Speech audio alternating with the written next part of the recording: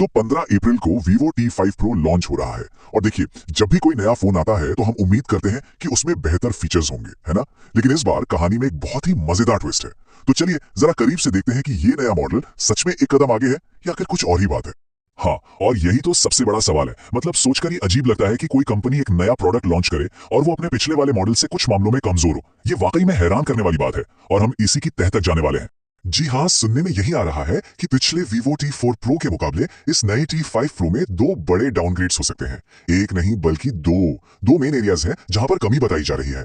तो वो दो एरिया कौन से हैं? पहला है इसका कैमरा सिस्टम और दूसरा है फोन का प्रोसेसर, मतलब उसकी चिपसेट परफॉर्मेंस। चलिए एक एक करके इन दोनों को समझते हैं। तो सबसे पहले बात करते हैं पहले बड़े मुद्दे की, और वो है फोन का रियर कैमरा। यहाँ एक ऐसा बदलाव किया गया है जो फोटोग्राफी के शौकीनों के लिए काफी मायने रखता है। आप देखिए फर्क क्या है। जो पुराना T4 Pro था उसमें 50 मेगापिक्सल का एक टेलीफोटो लेंस मिलता था जो जूम करने के लिए, दूर की तस्वीरें लेने के लिए शानदार होता है। वहीं नए T5 Pro में इसे हटाकर सिर्फ 8 मेगापिक्सल का एक अल्ट्रा वाइड लेंस दे दिया है। मतलब एक हाई रेजोल्यूशन स्पेशलिस्ट लेंस की जगह एक लो रेजोल्यूशन वाला सामान्य लेंस। ये एक बहुत बड़ा स्विच है।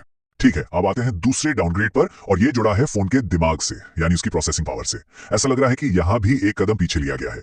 Vivo T4 Pro में Snapdragon 7 Z4 चिपसेट था जो काफी दमदार माना जाता है, लेकिन नए T5 Pro में Snapdragon 7S Z4 चिपसेट आने की खबर है। अब नाम में ये जो S लगा है ना, इसका मतलब आमतौर पर यही होता है कि ये थोड़ा हल्का या कम पावरफुल वर्जन है। यानी परफॉर्मेंस के मामले में भी नया फोन शायद पुराने से पीछे ही रहेगा। तो क्या इसका मतलब सब कुछ खराब ही है? शायद नहीं। लगता है Vivo ने इन कमियों को बैलेंस करने के लिए एक सुधार करने की कोशिश की है, और वो है स्टोरेज टेक्नोलॉजी में। ऐसा कहा जा रहा है कि इस नए फोन में UFS 3.1 स्टोरेज मिल सकता है। अब इसका फायदा यह है कि एप्स बहुत तेजी से खुलते हैं, फाइल्स जल्दी लोड होते हैं, जिससे फोन चलाने का एक्सपीरियंस थोड़ा स्मूथ हो जाता है। लेकिन असली बात तो यह है, जानकारी देने वाले सोर्स का साफ साफ कहना है कि तेज स्टोरेज होने के बावजूद जब ओवरऑल परफॉर्मेंस की बात आएगी तो पुराना वाला Vivo T40 Pro ही बाजी मारेगा। तो चलिए अब तक जो भी बात हुई है उसे एक साथ रखकर देखते हैं ताकि पूरी पिक्चर एकदम क्लियर हो जाए। तो देखिए, पूरी कहानी यहाँ साफ हो जाती है।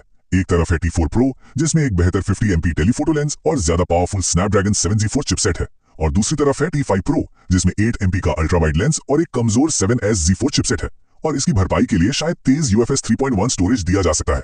तो मतलब सारी बातचीत का निचोड़ क्या है? सीधा साधा निष्कर्ष ये है कि जो भी जानकारी अभी तक सामने आई है उसके हिसाब से पुराना मॉडल यानी Vivo T4 Pro overall performance में आने वाले नए मॉडल से बेहतर है।